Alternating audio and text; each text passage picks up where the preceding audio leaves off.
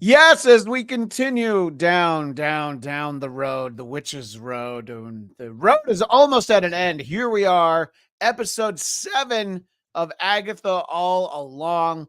There are only 2 more episodes, and we will get both of them next week. But before we get to any of that, we are here on Marvel Movie Talk right here on Geekscape to talk about episode 7 of Agatha All Along. And joining me, as always, you've been along for this entire walk on down the road, Katie Hampton. Thank you for being here Hello, thank you for having me. and making his triumphant return to the Geekscape screens, the one, the only Count Eric Connor. Every road has its thorns. What's up, y'all?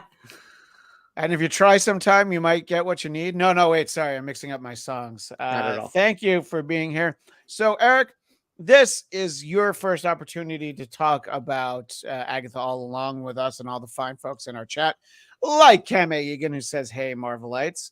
I would like to get some of your overall thoughts on the prior 6 episodes, just kind of an overview on what you've been thinking thus far. I think it's like as we've gone further down the road, it's definitely been picking up steam. I think like the back, what they call it in golf, the back nine. Not that I golf, unless it's like a windmill. Yeah, I know that is like I know that more as a TV term. You know, you pick up 13 episodes and then you pick up the back 9 for 22. That's the only back 9 I know, kids. And we're going to keep it that way. I think as it's been going down that road, down the road, it's been really, really kind of showing what it is. And ironically enough, something that hit me this week is I don't think Agatha is a great lead for this show. As I'm watching this more and more, and I'm getting more into like the ensemble, I'm finding like it's almost like the piece of it they haven't quite put in the perfect place is Agatha. I think like she kind of like fluctuates every episode's a little bit in ways that, and it's nothing against Catherine Hahn's performance, which I adore her. I've adored her for years as a performer. But I found like in the writing, like all of a sudden these last 2 episodes in particular, where the focus firmly went with other characters, I found like those episodes were pretty good. And she always has her moments. She used the word mensch this time, which I thought was exciting. Did you feel seen when she used the word mensch? I felt seen last week when it was a bar mitzvah. Finally enters the Marvel universe. And I said that to Katie before we started, was that Brody was at New York Comic-Con last week, where he is this week. I'll be damned if I know. But last week he was at New York Comic-Con, and I was like, oh, so we have 2 regulars in our stable that are, let's say, members of the tribe, and we don't get their feedback on the bar mitzvah scene. And, I attended your son's bar mitzvah, but you probably remember that because you were there. How did you feel that they did in terms of portraying that life event?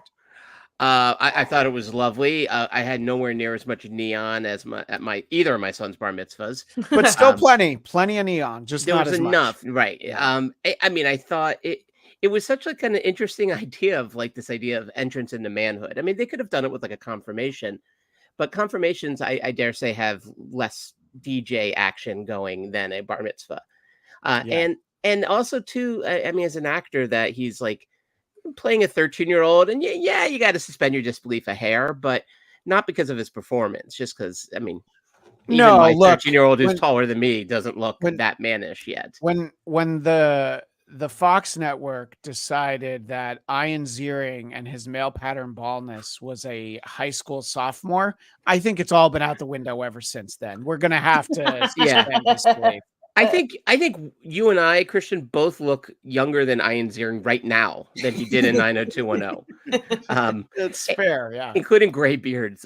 But also last week's episode too. I'm sure you guys, went into this like a same-sex kiss, and not in a cutaway quickly like they did in Star Wars way. Like more than just a same-sex kiss, a same-sex relationship, a legitimate relationship. And one that, as you said, felt seen, like he truly felt seen by his partner, and his parents even like bring it up in a way that I know, the universe is filled with very angry men who look kind of like me, but I am not one, and I'm angry about different things, plenty of things. But the idea that they are making a whole generation of young people feel seen and heard, I am not against, and I think it's exactly what comic books have done as long as they've been around, is making people feel seen and heard. So I found last week's episode, this week's episode, and this one I watched twice, and I'm glad I did. But we'll get into that. Well, and I should mention that our friend Nate is not with us this week because he is off to Vegas and he's on the road right now, the Vegas road, not the Witches Road. But in his message to me, letting me know he wasn't going to make it, he said that this was his favorite episode so far. And back to back, we've gotten a couple of great episodes. And I know you weren't with us in the beginning. It was a little bit hit or miss, let's say, in terms of, but I will tell you, Katie, and I'm excited to hear your thoughts. I did fold laundry while watching this, but I was engaged the whole time. All right. Okay. It wasn't a mountain of laundry. And Daniel Drew just parked. He's off to chess class. Have a great show. He had a comment, but it references something I wasn't ready to talk about yet. So thank you, Daniel. And I know you'll hear this after because Daniel Drew, he's good people. So, Katie, overall thoughts on episode 7? I freaking loved it. I can't tell which I loved more, last week's episode or this week's, but Patty. Oh, so good. My whole heart. There's only one gripe I have. I'm like, why can't we get more Patti LuPone singing? But apart from that, I guess that's not going to happen, and I'm a little bummed by that. But her story, her journey, this entire episode, the way it was constructed, even the shots, just so well done. Huge fan of this episode. It was incredible. I feel like we got some of those connection pieces that we were hoping for. As we talked about last week, and a little bit more of her backstory, including how she's kind of woven in time, and so cool. Well, speaking of a little bit more, this show is nothing without David Brody, and we were understaffed last week, and we trudged through. We struggled, but welcome back to the show, David Brody. And thank you very much. I'm going to dive right into this comment from Ivan Soto. Christian, Eric's here. What did you feel about the episode's runtime? Didn't love it, but I will tell you, it didn't feel like that one that had, what was it, 24 episodes? Yeah, the 24-minute episode. Yeah. That felt like a teaser. That one definitely they breezed right through it. This one, I felt like they packed a lot in, and it's like, yeah, this is a little short. But it didn't feel short like that one did. Oh, this was dense. I mean, it was so dense. I'm glad I watched it twice, honestly, because I missed so many things first watch, and I wasn't folding laundry. I should be. Honestly, I probably should go right now, to be honest. Got a lot. Great idea, actually, yeah. I still have my laundry that I haven't folded from like 5 weeks ago. So at some point it folds itself. Yeah, it really does. That laundry hasn't been folded during the entire run of the show, Kate. Exactly. Mr. True. Brody, your thoughts on episode 7, sir? Finally. And this was I'm disappointed Nate's not here, because this is an episode even he had to like. I will tell you right before you popped in, I mentioned that Nate wasn't going to be able to be here today, but in his message, he said this is his favorite episode so far. Oh, that had to be. That's all I was. In addition to enjoying the episode, I thought, I can't wait for the podcast. Nate's going to like this episode. Yeah, this was great special effects, great writing. It was seamless time travel. Everything made sense. It tied a lot together. I didn't sit there going, well, that didn't happen. No, that didn't. This was a great episode. I really enjoyed it. We got a little, if I remember correct, Eric, correct me here. I'm trying to remember what it was, but Catherine Hahn mentioned, she had like a Jewish saying at some point. A mensch. When they were called her a mensch. Yeah. She'd say, you're a mensch, right? I'm like, that's the Jewish Catherine Hahn must have worked that into the script. So yeah, I thoroughly enjoyed it. Yes, Rio is death. We get it now. The secret is out. Right. But yeah, really good. we've had two really badly kept secrets in this series. By the way, in the chat, a little back and forth, Ivan Soda said, "Why didn't Billy react to Agatha saying Mensch?" Daniel Drew, Billy didn't react because he's not William, he's Billy. Yeah, But his parents are Jewish. He said, "I have a mother." Yes, not but the he Scarlet Witch. doesn't remember his past within that body. But he's been around Jews every my day God. since. It's like he living in New must have York picked up City. Mensch. Yeah, I if you mean- don't know Mensch by this I point. mean, look, paying attention. that part of Jersey probably has a couple of great delis, near. Yeah, he got the Mensch mention. He got the Mensch mention, or the Mensch in. No. Mention. Oh, also shout out to like the lines in this show. I have so many written down. I also have okay. a whole breakdown of like all the different ways the tarot cards were laid down and what everything meant. But I loved when Teen said, I would like to hear that. Eric, can you get the Baja Men to shut up? The Baja Men will never be silenced, Kristen. You know that. Who let them out? That's a great point. Who? That's the owl from episode That's 3. right. Well, you can sprinkle the lines in throughout the episode, but give us a couple right now that you. Well, took the one that I was going to down. reference was that Teen called himself the queerant. The Yes, only I line think that could be said by him. Yes, I liked that one, and I know, as always, when you have Eric Connor on the show, you get a lot of images, which I'll share as we go through as well. So, yeah, I mean, this is definitely one where we really hit the ground running. I mean, I think there was a lot of setup from 2 weeks ago, and then it was just the last couple minutes of last week's episode that really pushed us forward. But I thought it was great. We finally get to, as we knew we would. We knew we were going to get the Patty LuPone episode. We knew that we were going to get the backstory. And we also knew that she wasn't going to make it to the end of the road. So I think that they really gave us a lot, actually. And I did like how they handled her jumping around through time, like Sam Beckett in the Quantum Leap episode, where he's Lee Harvey Oswald and he keeps jumping around. Is that an inside reference? So what? You're here. What did you expect? It's called Geekscape for a reason. But and Eric had wanted to show a clip of that, and I'm really nervous about showing clips. But Eric, talk a little bit about the filmmaking. This, where we see the camera basically spinning as she's jumping around, trying to put right what had once been put wrong. Well, sorry for the wolves in the background here.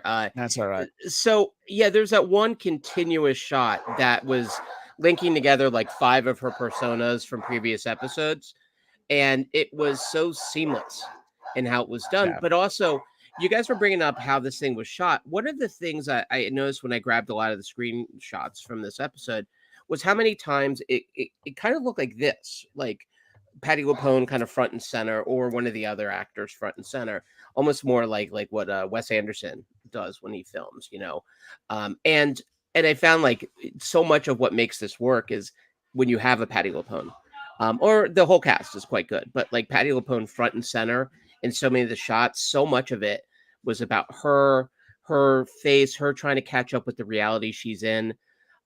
Which am I wispy, or am I, what was the other word there? Kooky. Yeah. And her looking almost like Liza Minnelli here too, which would definitely be more kooky than wispy in my mind. Young Liza. Young Liza, yeah, right. Yeah, the very Liza, age 18 up here, I believe. Yeah. But there was that one shot, which it was one of those things too. It's like kind of like it calls a lot of attention to itself, but considering that shot put us right into her mind. That idea of like, just she doesn't know what her reality is. You brought up Quantum Leap. One of my favorite episodes was when he was in a psychiatric ward and he kept getting shocked. And so various characters from previous episodes kept entering his body this time. So he was changing his voice. I'm such a nerd that I know that that's the episode before the one I referenced. It was Oh my! the season 3 finale, Wow. and You and all great. Lee Harvey Oswald is because the shocks actually sort of explain why he's jumping around. So I did not know we were going to talk so much Quantum Leap today, but you know what? I'm here for it, and Well- if you're not, I'm sorry. Still better another than talking about Beckett. Quantum Mania. We can still talk about Quantumania this episode. That's true. But speaking of the Beckett, like this honestly felt like finally filling in the holes, like almost like a Beckett play. A lot of our story with Lilia is very Beckett-esque, where you're just like, what is she talking about? What is going on? And now we're finally kind of getting the behind the scenes pieces of all of this and her filling this in. Oh my God. The flow of time is an illusion, Jen. Most people don't realize that. Another great quote. The fact that, especially talking about sort of where she is in the framing and how she finally comes to the point where she's like, she's been tossed around through time. Sure. And then when she finally centered and like realizes what power, like how the flow of time kind of flows through her, she's centered in the frame every single time afterwards, where she finally starts to understand what's happening and how her premonitions play into this moment at hand. No, I agree, and I thought that that's why this episode is so strong. I think because of the focus on her, and Eric, you made the interesting point earlier about how the episodes that are shining are sort of like featuring Agatha as an afterthought. Now, I expect that these next two are really going to be big Agatha episodes, the 2 finale episodes, but these ones, I think, she's sort of more incidental in this episode, and even Teen really kind of, and I know that's not his name anymore, but even he takes a teenager. Yeah, you using full his full name. Another great quote. Farad Muhammad said, "I'm all for more Quantum Leap talk." Around. And you can catch Farad Muhammad and Mr. Brody and myself on the latest episode of the Blackcast, where we talk about Jason Reitman's new film, Saturday Night, about the night of the first episode of Saturday Night Live. So thank you, Farad, for being here and for being a part of that, and for being the voice of the Blackcast. Yeah. Hey, what happens what's that guy's name always comes in and thinks he's in the wrong chat? Oh, Hackride. Yes. What if Hackride comes in and goes, "Oh, this isn't the Quantum Leap chat. I'll let myself. Wait a minute, it is," and then he stays. I hate to piggyback plugs on top of plugs, but because you invoked the name Hackride, Hackride will be a special guest on the Halloween episode of the show I do, Who Are These Broadcasters, which is on the Who Are These Podcasts network. The gentleman who's responsible for Hackride has kind of retired that character because people hate Hackride so much. I love Hackride, and I said for our Halloween episode, can we conjure up the demon? And we'll be doing that, so you can catch that Tuesday, 2 p.m. Eastern, 11 a.m. Pacific. Anyway. Everybody else, you have to save your plugs for the end of the show. Sounds For me, I'm just stacking them on top of each other. Because on the Brooklyn Boys podcast, we do the plugs right up front. That's how the Brooklyn Boys podcast is known for. No. I was just gonna say the flow of time is going opposite within our own episode. Yeah, I know. Yeah. Well, I said that at the end. What happened? Well, let me get my review of Venom while we're talking then. The new Venom. I've already seen it somehow. wow. Future me saw it. By the way, Eric and I are seeing Venom: The Last Dance tonight. Who's jealous in the chat? Anybody 2 chairs, 1 popcorn. Yeah. Ooh, nice. make that video. Popcorn trick. Exactly. 2 chairs, 1 popcorn. Sounds. Ivan Soto's asking about flashbacks from Robin from Agents of S.H.I.E.L.D. Ivan Soto, I watched Agents of S.H.I.E.L.D. every episode. I remember it. I don't know who Robin is. I'm sorry. The only Robin I can think of is Robin Sparkles from How I Met Your Mother. And that's Robin Robin Lee. Smulders, who is also Maria Hill, who apparently died in something that I can't remember because I forgot. I've made myself forget it. That's who I thought he meant when he said Robin from Agents of S.H.I.E.L.D. I immediately thought of her. You thought of Robin from How I Met Your Mother. I don't think he knows her name, so he called her Robin. You thought of Robin Sparkles. All right. I think we might have lost the thread here. So speaking of Burt Ward. If you want a straight answer, ask a straight woman. That's right. phenomenal line from the show, bringing it Agreed. back. Agreed. Just Thank you. dragging you all back to the road. Amazing quote from Catherine Hahn there. Agreed. I love that basically it came out of like, where's Rio? The simple Yeah. question, where's Rio?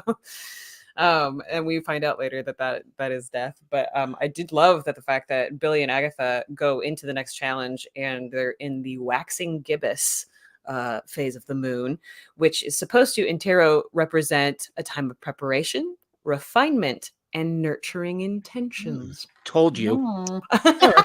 Eric, do you wax your gibbons? Well, it depends if Lauren and the boys are not in the house. So when they're around, it's a So small they don't hear house the in screaming. Burbank. it's very difficult to figure out. Agatha, Ivan Soto in the chat. Agatha seems to want Billy to like her. Why is that? I don't know that that's what it is. I think that she's definitely got plans. I don't know. She wants to like steal everyone's powers, right? That's So right. She I likes his don't power. I don't think she wants him to like her at all. But I think she can sense that like he has a lot of endless potential, and Yeah. maybe that's why. I mean, consider this. We've talked about how Agatha hasn't really been like the main focus of the last couple episodes. I think there's a reason for that. Absolutely, yeah.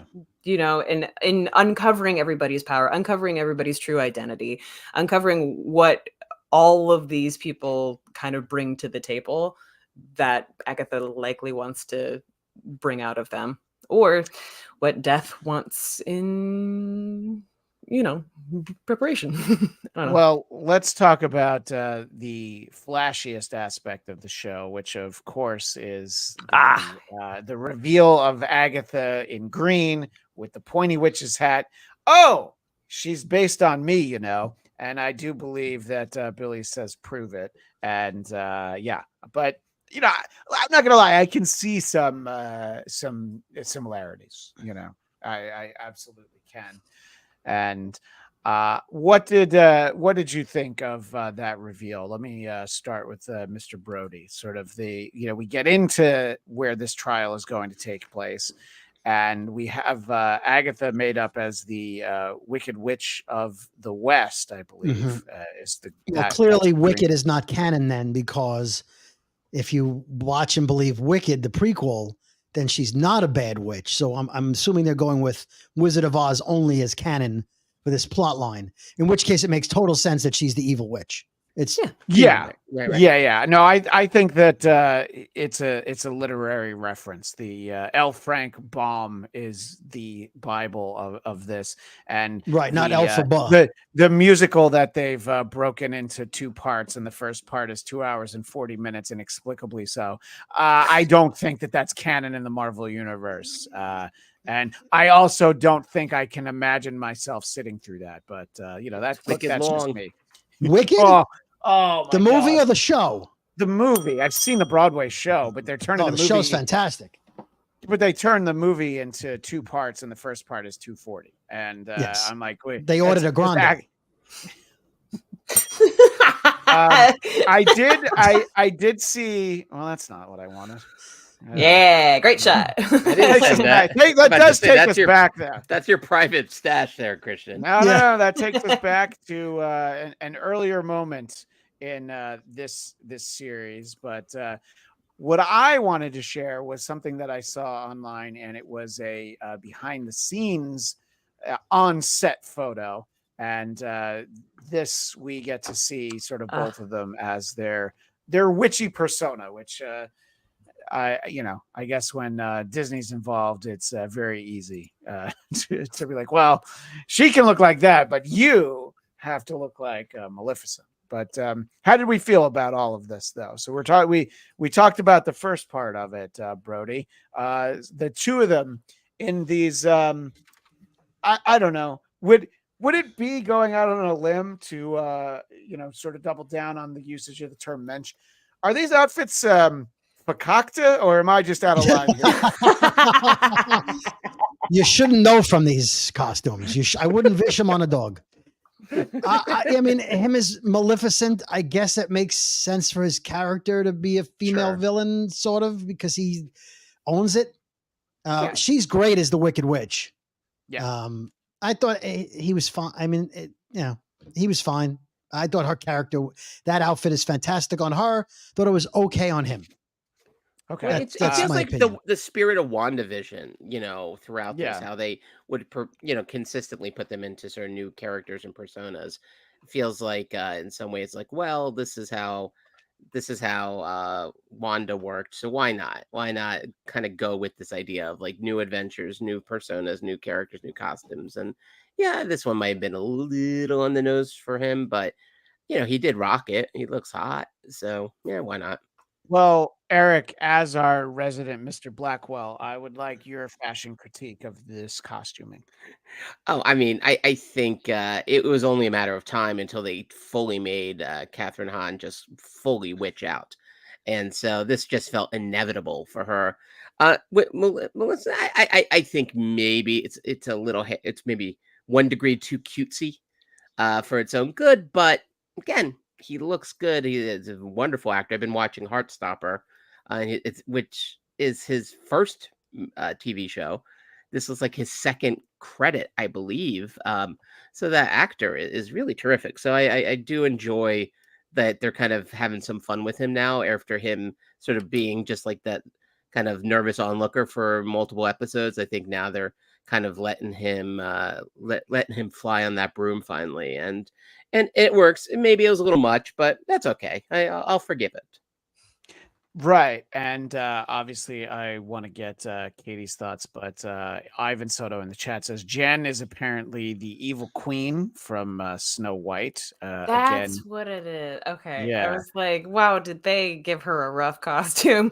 I was honestly very glad that we didn't spend too much time talking about the looks. It feels like we've broken sort of the format that a lot of us have been a little bit exhausted from in the previous episodes of just sort of like getting into the trial, getting into their new costume, commenting on the costume, having shenanigans, Agatha being like, let's not do it the right way, and then continuing on, and then they solve it and they go on their way.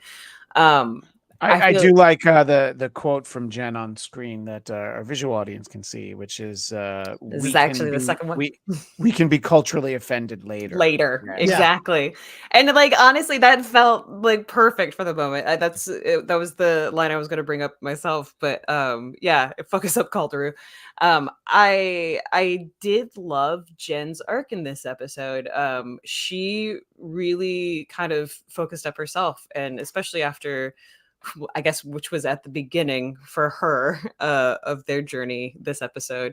But when Ileana finally tells her like, hey, I'm going to be a little bit weird, but this is what's going on, make sure you know this and this, and Jen really took that to heart.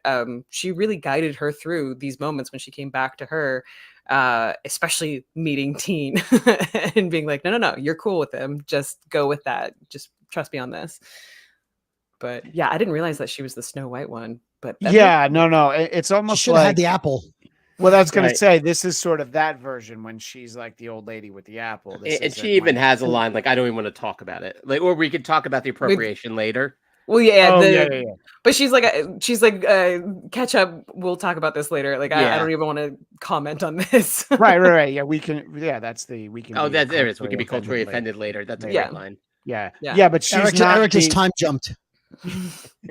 This is not the. Yeah, this is not the mirror, mirror on the wall version of that character. This is the Right. disguise. So yeah, look, they're having some fun with it, and Katie, you had mentioned something about the tarot cards, and I feel like you have notes related to them, which I was rolling up socks at this point, but still, again, completely engaged, so to speak, fixated completely on the screen. But rolling up socks. But they're literally rolling up socks. But what did you notice about the usage of the tarot cards? Well, so I didn't do a whole lot of digging into sort of like the fake readings or the ones that Billy tried to do or the ones that Agatha did. I know that probably holds its own little Easter egg mysteries and things like that. But what we see here, thank you for getting this photo. But what we see here is apparently the 6-card layout for a tarot reading. This is not typical. Usually it's a 3-card layout.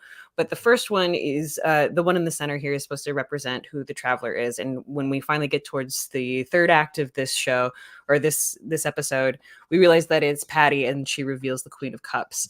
And the Queen of Cups is supposed to symbolize compassion, caring, emotional stability, intuition, and flow.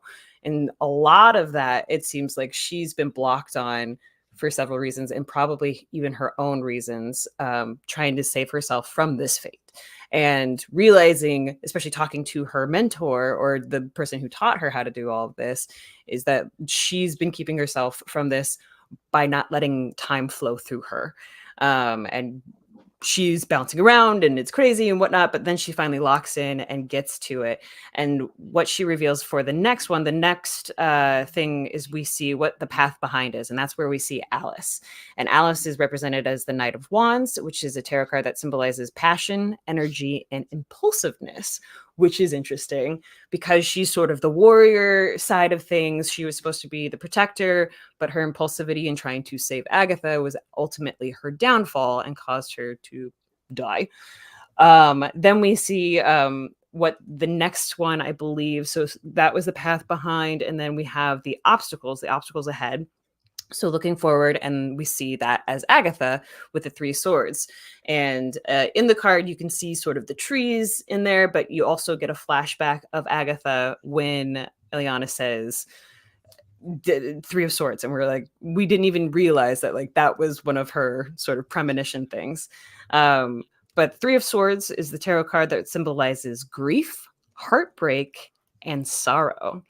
So I think that's one of the main reasons why we still haven't gotten a lot from Agatha, because a lot of her story is going to be centered around her son, how she had to give up her son for the Dark Hold, what that means in conjunction with Rio, death, how death had to take her son. And I feel like we're going to get something either in the next episode or the one, I mean, it's all going to come out next week. It's all next week. So something about that is going to be revealed. I feel like we're finally going to understand the connection, what deal Agatha potentially made, especially with Rio, death, whomever, and how that sorrow has either helped or hindered Agatha in this entire journey. Then we've got the path. Oh, okay. See, path ahead. Yeah, path ahead is. Then we see Sashir, and Sashir Zameda is represented as the High Priestess, symbolizing intuition, sacred knowledge, divinely feminine, and subconscious mind. So I feel like Jen is going to be locked in some capacity in the couple of episodes. In one of the teaser shots, we've seen Jen coming out of the ground into what seems to be Westview. Like she seems to be crawling out of like the actual ground. So whether or not she dies, I'm not really sure if I can predict that, but I feel like she's also a key missing piece of what is potentially to come. I think she might make it out, but I mean, that's up to you guys to figure out too. Well, we'll know this week, next week at this time. I did appreciate sort of the way that Agatha viewed the deck of tarot cards, because it's kind of the way that I think about it, that it's really all a scam, and she just starts flipping them down. Now, I would say that if every time I did that, swords were falling, I would probably stop doing it. So yeah. But that's just. But I thought that the design of that whole scene and the way that it unfolded, and sort of the revelation is Patti LuPone's character named Lila. It's spelled weird. It's Ileana, right? It's Lilia. Lilia. Thank you. Lilia. Right. Sorry. So Lilia. Just sort of the realization that she's like, oh no, I'm reading for the wrong person, and then it all comes into place, and sort of there is the nice reveal towards the end, but we'll get to that in a moment. I wanted to talk to Eric and Brody about. Yeah, go ahead. Oh, I'm sorry. Because we're not done with the tarot reading. I'm sorry. I thought that they flipped over the card where the stage manager's going like this. Wrap it up. Somebody just flipped over the fool card. But no, please. I'm sorry. By all means, yeah. Then we have the Windfall card, which refers to Billy, and Towers reversed. As we know, Towers reversed suggests that you're undergoing a significant personal transformation and upheaval, There's a lot going on with Billy. He doesn't quite know who he is. I think Mark may have just lost a Fortnite round if you heard that. But there's two indications. Upright, the tower's reversed. Upright means sudden change, upheaval, chaos, revelation, awakening, as we've already known before, and then reversed, personal transformation, fear of change, and averting disaster. So I think when Lily kind of put the sigil on Billy, this is sort of revealing why that was needed, because it wasn't until sort of these last two episodes that he was able to have that reversed.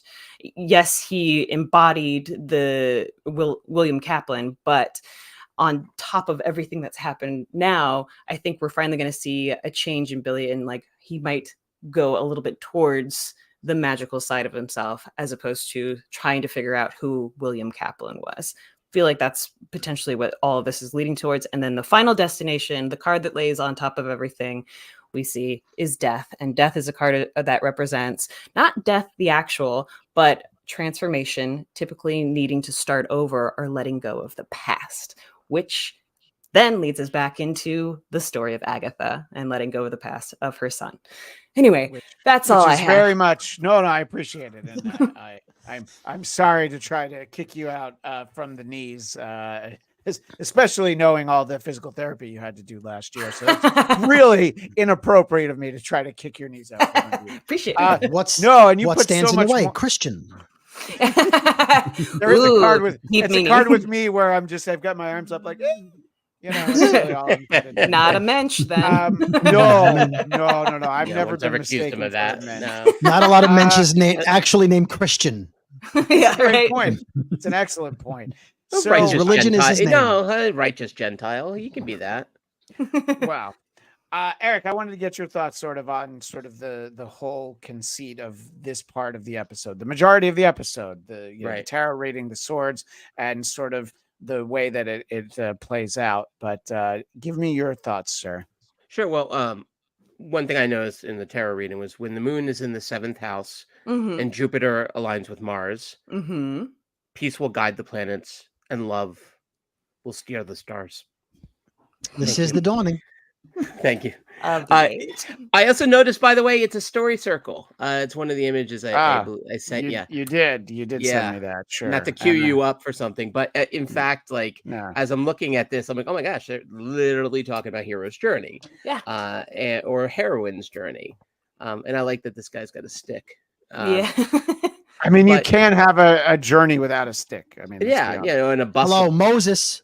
Yeah, Moses, all right with his rod. Right. No, don't read into that. But yeah, I thought the tarot stuff was really smartly used. I love the swords coming down. I also made a comparison, if you saw in the pictures as well, Christian, to it reminded me of another great property, which was, of course, Flash Gordon, which many things remind me of. Many things remind you of Flash Gordon, and I had two specific things in this episode that gave me the Flash Gordon feel. There you go. There the it spikes. Them wrestling with the spikes for some of you. I was like, okay, you just turn the spikes upside down, and boom, you got Agatha. And then also, what was your other one? The hourglass. Oh, one of the greatest lines in Flash Gordon is, "You have until the sand runs up." So both of these moments, which by the way, I thought you had used that image from Flash Gordon because he looked like Joseph Culp as Dr. Doom in the Roger Corman Fantastic Four. Is actually what I thought that looked like. I'm sure they had the same tailor. Absolutely. I think her really understanding what she needed to do, and finally kind of getting to see the table. And again, when that second time watch, I just can't stress enough. That's when I really started to see things and the plans and the payoffs.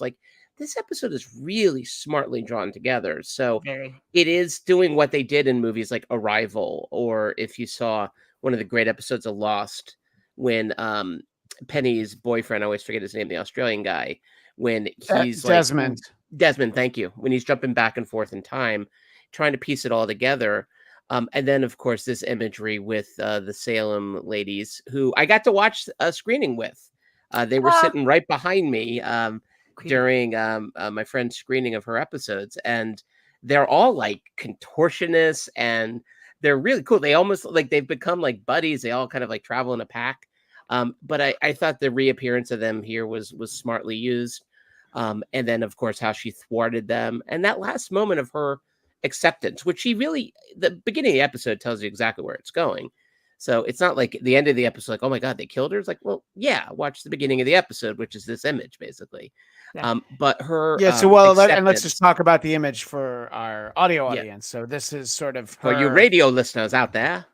Now, hold on, everyone. You have to understand what we're all looking at. So it's basically she's falling, and it's sort of inevitable, which we'll talk about just how inevitable it is because of the fact that we don't see it.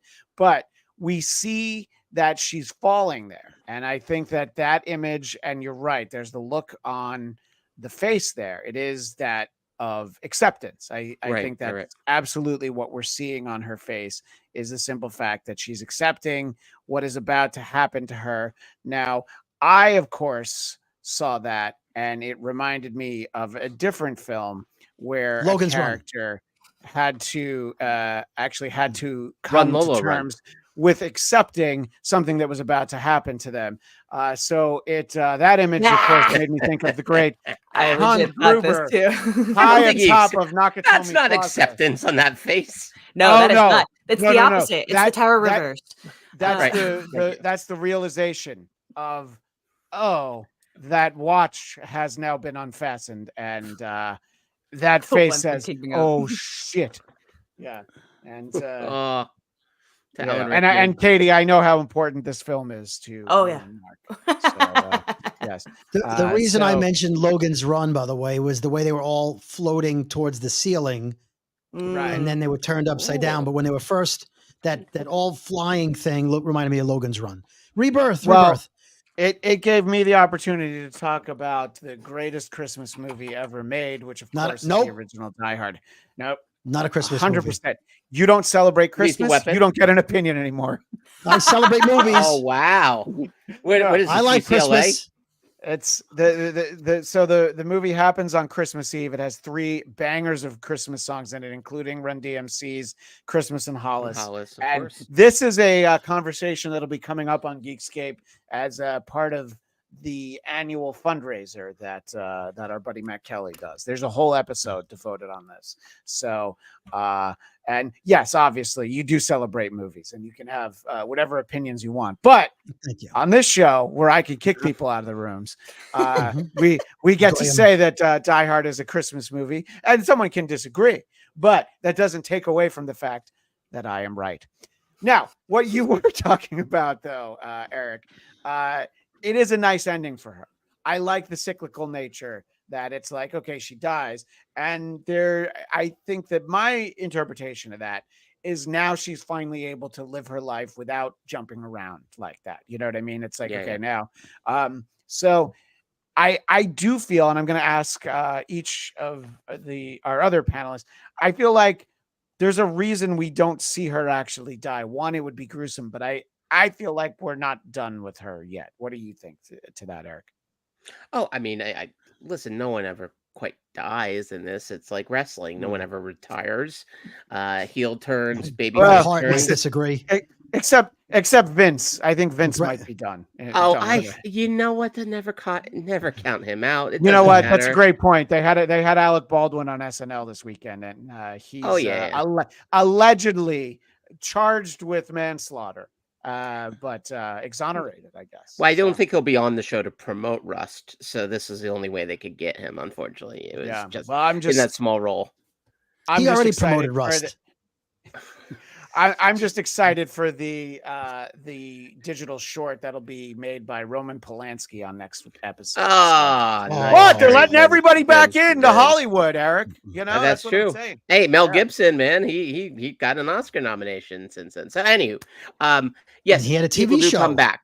People do come back, and I Yes. agree. There's a reason we didn't see it, but I also thought, even if we don't see her again dramatically, the point was not the impact. The point was her acceptance, her finally kind of reaching a moment of peace, which was I think a big part of her journey was even her work in the bar mitzvah circuit. It's like she would see a broken death line or lifeline and be like, oh my God. And it's like, she's probably not getting paid enough to feel that much doing that gig. But yet here she is in her final moments, finally understanding who she is. I love that line about I always loved being a witch, and appreciating her piece in the puzzle, what card she's been dealt. And that last moment of her with, I assume, I don't know, her grandmother, whoever that was, Yeah. in the old country. Did they specify, Katie? It looks like They called her maestro, which means teacher in Right. Italian. Wait, that was Bradley Cooper? Yeah. Amazing. The makeup job. The makeup, I mean, every single Not time. offensive nose this time. No. There's Yeah, that's nothing the that nice he part. can't do. I mean, he's been the Elephant Man, so obviously there's anything he can do anything. Yeah, So the maestro is what they refer to that character as. You're saying, Katie. yeah, I did hear a very wild thought that Lily goes back. I mean, because someone said maybe it's Lily, but like as like the crone, we've got the whole theme that we haven't really returned to of maiden mother crone. Someone mentioned like that might be her mom. Maybe it's her in like a different time slip or something. And I'm like, nah, I don't think any of that. I think she's also a seer, someone who taught. I can never. I'm just like Patty LaPone. Okay, I can never. It remember her helps. actual It helps character. that when she's so recognizable. But Recognizable, yes. one of the lines that I really loved that she ends up saying to the maestro is, "I'm a forgotten woman," and the maestro saying, "Then remember yourself." Oh my god! Especially like with Patty, who's clearly like the crone figure. She's sort of the older, like, but she's just as scared as she was when she was a little girl, and like experiencing life the way she experiences it. That's got to be very confusing. But then her at the end as a happy girl, like that was actually the thing that really nailed it for me. Which it seems to be a theme with everybody's like sort of journey in their own like houses, is like coming to terms with some of like the hardest parts of their life, whatever their witchcraft is either like hindered or helped or hurt people. It's like actually coming to that acceptance and whatever result that comes from. Jen is the interesting one because she survived hers. Alice didn't. Lilia didn't. Deborah Jo Rupp did not. There was no peace on that face when she died. Nope. AKA Kitty Foreman.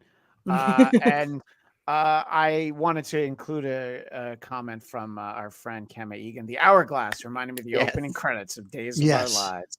Like sands in the hourglass. Speaking of sands in the hourglass, and I don't know how that's actually a transition. Brody, what did you think about sort of what we've been talking about? Just the way that the tarot cards and the swords on the ceiling, the whole construct, I thought was I'd say the cleverest bit in the 7 episodes so far. I was looking at the room to see if there were places on the edges where they could have not been attacked by the swords, like were there safe spaces. It looked like there were like alcoves that they could have not had swords dropping on their heads. And I have a question though. The Salem 7, when they're falling to their deaths, I understand why the fox died. But the snake probably could have wrapped itself around the swords, and the bird, the crow. Why didn't you turn back into a crow and fly away? Aha. Those are all great questions. And by the way, speaking of them, Ivan Soda said, so you were okay with the Salem 7 just being cliche monsters? I'll take this one. I'll take this one. Yes. Oh, interesting analytics on that.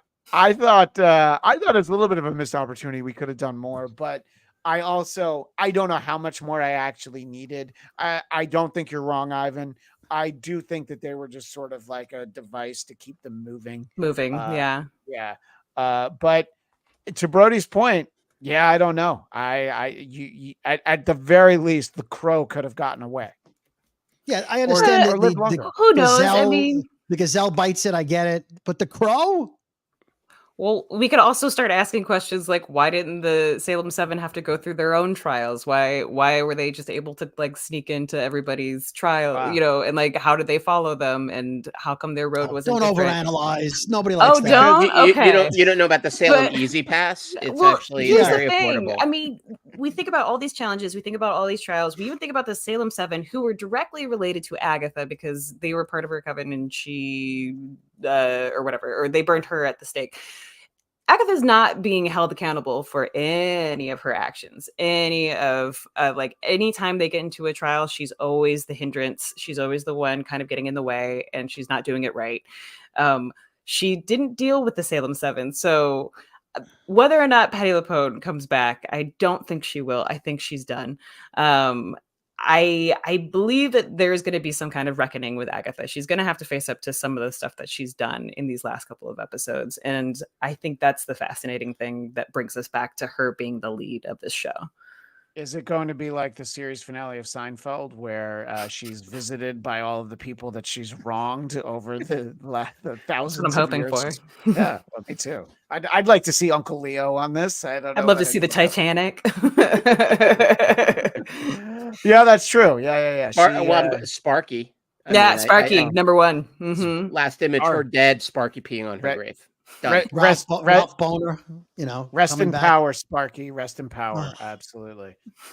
So yeah, I think that the first few weeks of this show definitely felt like it was a bit of a slow build, but all of us had faith. Katie, you were always on board from the beginning. I And was. Even I understand and I admit that there were some things that were a little bit slower and really not quite great. But I loved Singing. this journey. I feel like we got to a really great place and that it really built to something cool.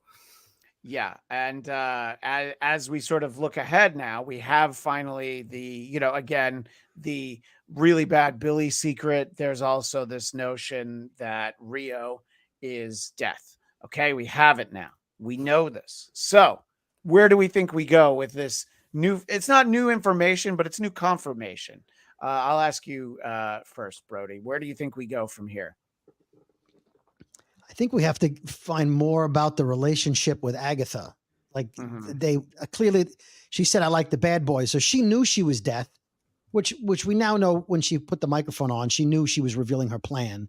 She knew she was death. She's dated her. She has a relationship with her, and she kept all that secret. She knew everyone was going to die. If I'm Jen, I'm thinking you still may die.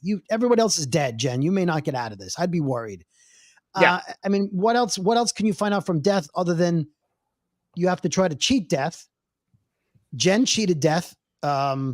Technically, Agatha cheated death because they brought back the old witch, her mother, and she was able to escape because Alice saved her by shooting her with her power. So they still have to face. I mean, did they escape death? Where death is like, oh, you escaped death, so I'm not after you anymore.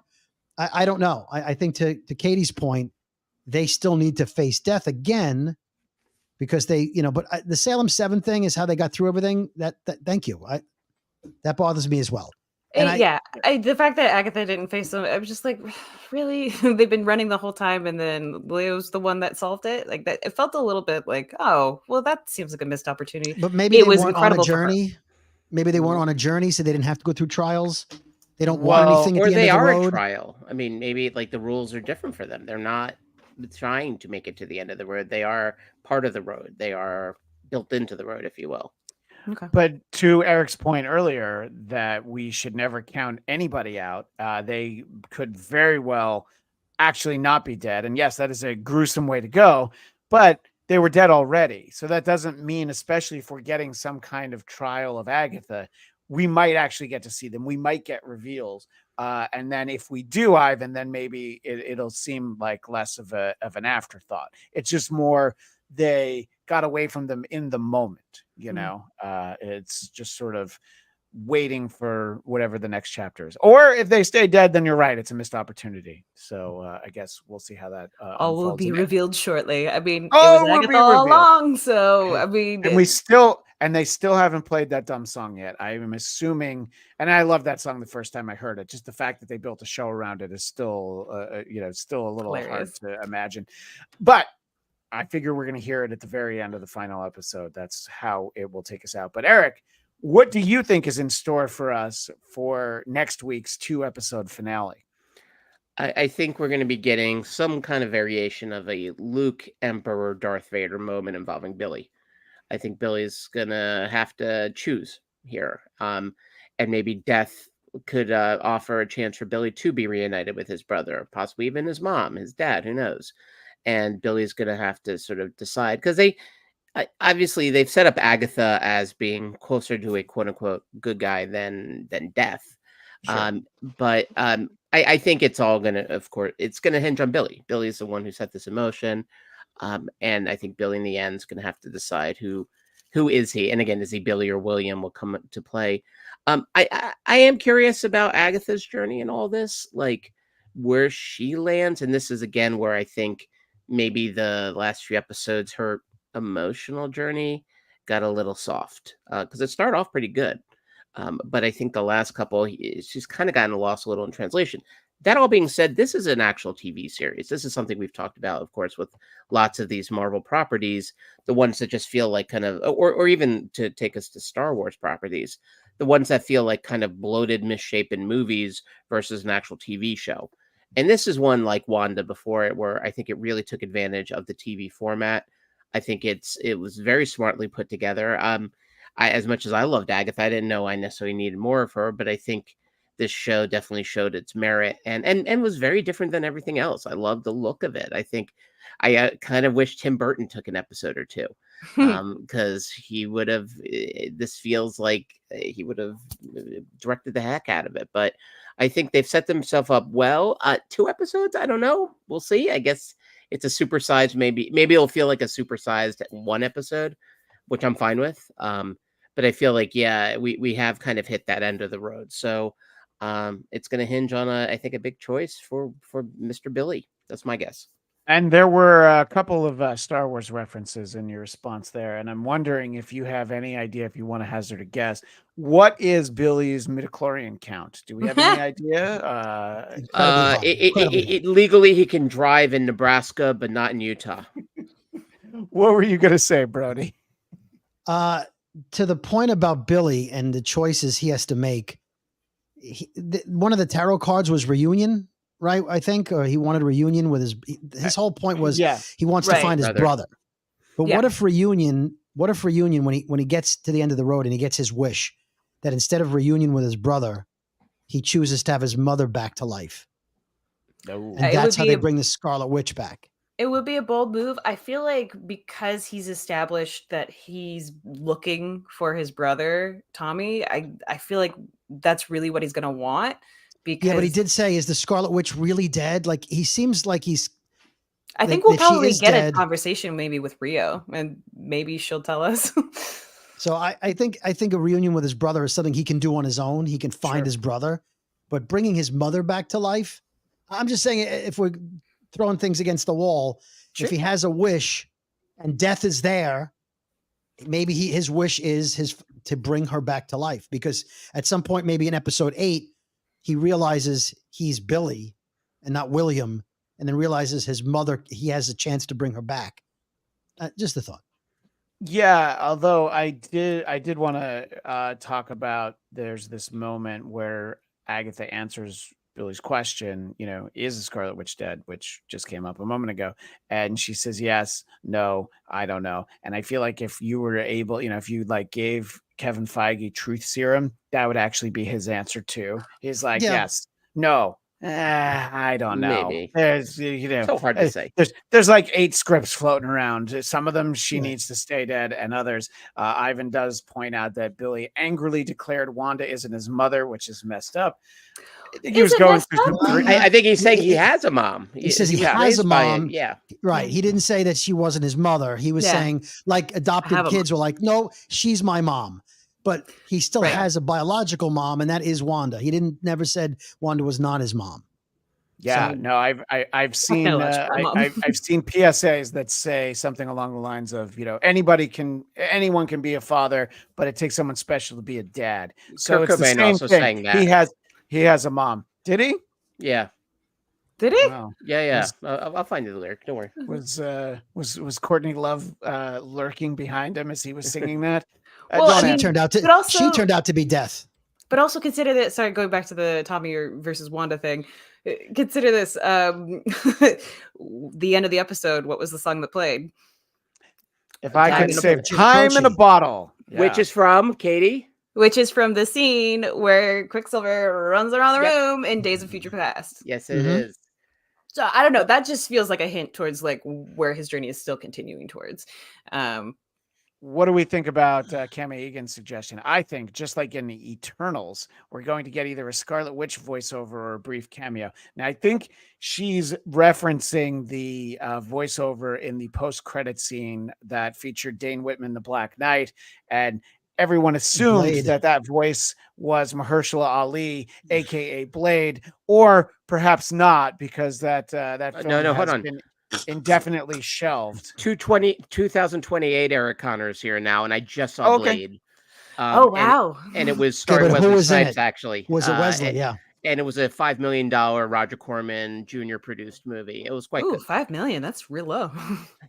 Hollywood's really stepping back. And Roger Yeah. Corman Jr., man, he doesn't mess around.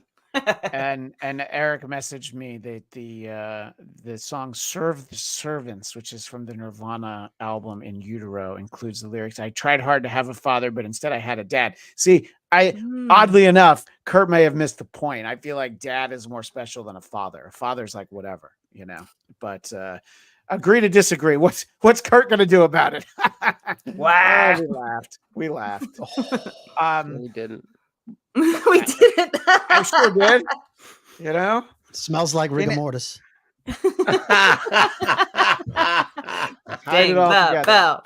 Ding the I bell. did. All right. So there's a few comments that I've put aside that I wanted to get to, but you know, those comments can really detract us from our conversation and send us off down rabbit holes, and we would never do that. But I didn't want the chat to do it, so I saved these for the end. Daniel Drew, I think he was driving when he wrote this, and that makes me nervous, Daniel. As a Whovian, I love this episode. There was the timey-wimey jumping around aspect of it. I feel like the Quantum Leap talk was a little bit more appropriate, but I will certainly allow it.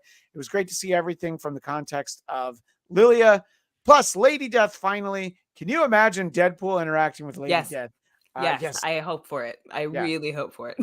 And, you know, the comic book version of what became the Infinity Gauntlet was that Thanos wanted to kill everyone because he wanted to impress Death. So somewhere there's a Thanos you can pick out of a timeline and be like, oh, Death's here. Hello, my lady. You know, I'd love to see him trying to. Hello, my lady. Hello, my I would darling. love to see. Am I right, Tom? I would love to see a Thanos who's jealous of Deadpool being with Lady Death. Is what I'd like to see. I would absolutely like to see that. Our buddy Farad Muhammad mentioned something that Katie sent to me, and I said, Katie, remind me because I'm going to forget. But don't worry, Farad Muhammad reminded me because I forgot. So that's I saw kind of that the comment and I important was like, well done, Farad, for keying this up. But yes, I zoomed in as close as I could before it ended up being a little pixelated. But yes, that is a WV, a Westview Metro. We get I think it's Mrs. Hart in episode 2. She was talking about how the only thing I expected to see underneath it was unfinished subway systems. Yes. And so clearly we are still in this world. Like the fact that they have like an actual, what looks like a train or a metro or something right here that's just subway. sitting there. Like, Yeah. I mean, it's a subway, but like this is clearly like the actual cart, not just. And Farad's theory was like, oh, a WandaVision reference, and then he followed it up with, though now I see it could be short for Westview, which is I think what Katie's thought is Westview. But we appreciate the contribution. And Catherine Hahn was the Wicked Witch of Westview. Yes. Yeah. And Kevin Davis says Catherine Hahn will get Emmy nominations at next year's telecast. I'm not going to say she wouldn't be deserving, but I'd be shocked. Just the way that they look at these kind of products. And the category would be lead actress for Kevin a limited Davis series. also says DC's The Penguin will get Emmy nominations next year's telecast. Correct. I think he's correct on that. Yeah. I don't know that this will, but I would be happily mistaken if Catherine Hahn gets nominated. And then he just sort of went a little further. Ryan Murphy will get Emmy nominations for Netflix Menendez Brothers, the FX Aaron Hernandez series. Yeah, I've seen clips from that Aaron Hernandez series. The Craven the Hunter, I am predicting, will get a Golden Raspberry Award. Oh, Golden Raspberry. That, Eric, you and I were talking about this. this is a really tough year for the Golden It's going to be Raspberry the greatest golden raspberries ever. because just the mountain of shit masquerading as movies is Oh. it's just uncanny. I mean, back in February, I was naive enough to say that Madam Web might be the worst movie I've ever seen. It's And not yet- even the worst movie I've seen this year. But wait, there's more. Megalopolis was Right. much worse than Web. It's less watchable. Yes, I'm gonna. Yeah, it's worse. I would say they're Joker both terrible. 2, Joker 2, Joker 2 is bad. Borderlands. Borderlands is bad.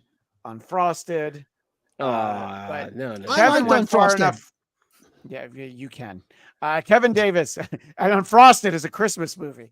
Kevin Davis, he ranks his Marvel Disney Plus series, which I feel like we might do an episode like this when we're filling some time. Oh, yeah. between Marvel properties. But Echo.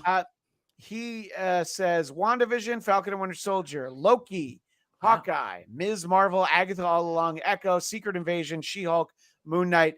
I'm sorry. Thank you for playing, but you That's will wrong. not be moving on to the next round. What's the opposite Secret sound of a Invasion. bell? Echo and Secret Secret Invasion. Invasion are at the end. You know what? I need to record like a drop of the bell backwards. You know, where the bell gets like sucked in by the time. Secret Invasion is so far and away worse. And I know not everybody likes She-Hulk. I actually enjoyed Moon Knight. So I'm gonna have to take a screenshot of this. And Kevin, we'll That's pick this up in a terrible. future episode. That's a but- terrible coming list. for you, Loki. Loki well, should be also higher, earlier, I believe, as she well. said But yeah. Yippee-ki-yay. Yeah, I mean, WandaVision is not my favorite. I'm not quite sure what is. Loki. Loki. Yeah, Low key Miss is Marvel- Loki. it is, yes, it is low key. It is low key.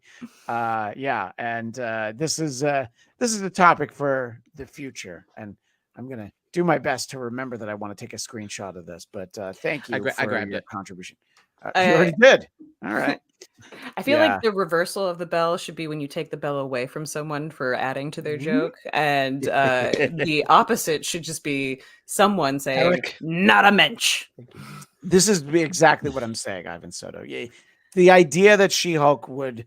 You can't believe She-Hulk is better than What? Secret Invasion. Who are No. these people? Absolutely. Everything. The first Who episode. are Like, these people? I can't believe it. She-Hulk did so much better than Secret Invasion because they actually had writers writing it. I mean, I And we mean, saw the Secret writers.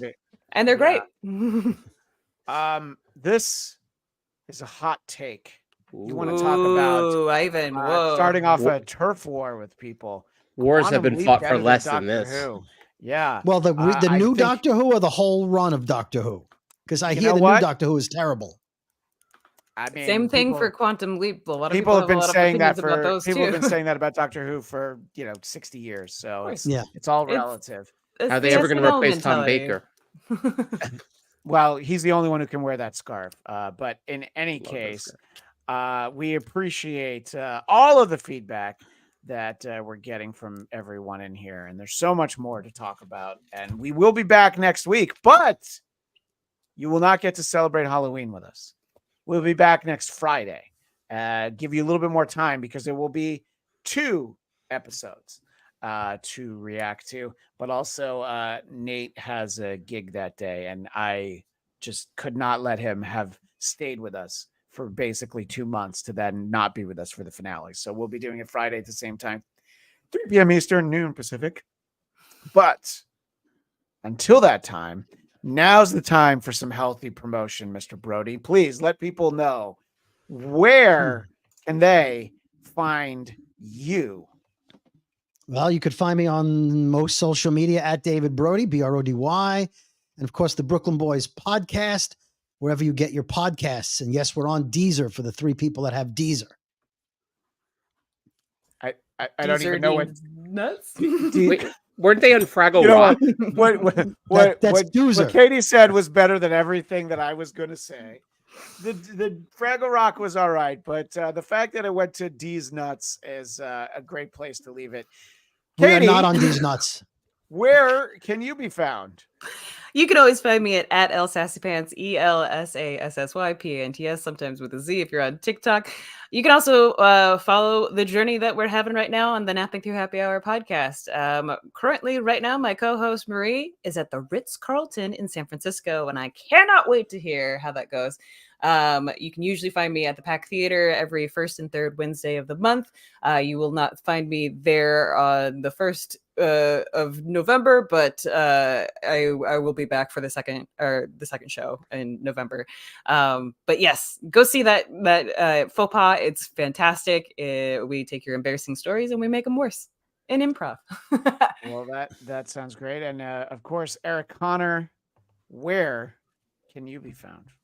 I and these nuts can be found at Count Eric Connor over on Instagram and on X. And if you want to seek out what's going on with my commissioner job, burbankarts.com. Got a lot of stuff happening over the next couple weekends. If you're in the LA Valley, if you're in the Burbank area, please come on by. Absolutely. And Cami Egan says it's a great show. That's how you know it's true. Chris Tudhill. I don't know why, but every time I watch the show, I get the urge to turn into Ogre from Revenge of the Nerds. Just kidding. Always good. I mean, remember, Ogre did kill a man in the first one. We don't talk enough about that. That guy he dropped from the second floor head first. I mean, dead. That's not where the conversation about Revenge of the Nerds needs to begin, Eric. We can get to it. It's all part of the dissection of it. But I am going to promote things again, which is that there will be a Venom Last Dance episode sometime next week. I don't have a time for it, so follow me on social media at ChristianDMZ. I will make sure that you know, or subscribe right here on Geekscape, and then you'll know when we're going live with that. Very excited to the last time that we went to a movie, Eric, it was Madam Web, right? So the bar is set very low for you and I. Cannot wait to hear about the this. bar was set very high for our friendship that day, though. Although, no, it was on Valentine's Day, wasn't it? It was. It was on Valentine's Day, and now I'm remembering we saw Mission Impossible after that. So, and this time now we get to see it on, I believe it's Simchas Torah. So it's for the Valentine's Day for Jews. Yay! Eric, I'd like to Eric a little more next time, please. Or the Shmini Atzeret. I get them confused. Yeah. And Ivan Soto, did you ever see that movie Brooklyn? No, I don't know what that is. I did see a Spike Lee movie called Crooklyn, but I don't think that's what you're talking about. In fact, I'm sure that's not what you're talking about. So you can find that there. And as I mentioned, the latest episode of the Black Cast features Mr. Brody and the great Farad Muhammad as we talk about Jason Reitman's movie about the first night of Saturday Night Live. The film is called Saturday Night. So you can find that where you find podcasts. And yes, Tuesdays on the Who Are These Podcasts YouTube channel and wherever you find audio podcasts. Who Are These Broadcasters? But we'll be doing it live Tuesday, 2 p.m. Eastern, 11 a.m. Pacific with special guest Hack Ride, who most of you only know from his contributions here in the chat. And if you get to know Hack Ride, you might start to understand why people don't like Hack Ride. But we'll see everybody on this show next Friday at 3 p.m. Eastern, noon Pacific.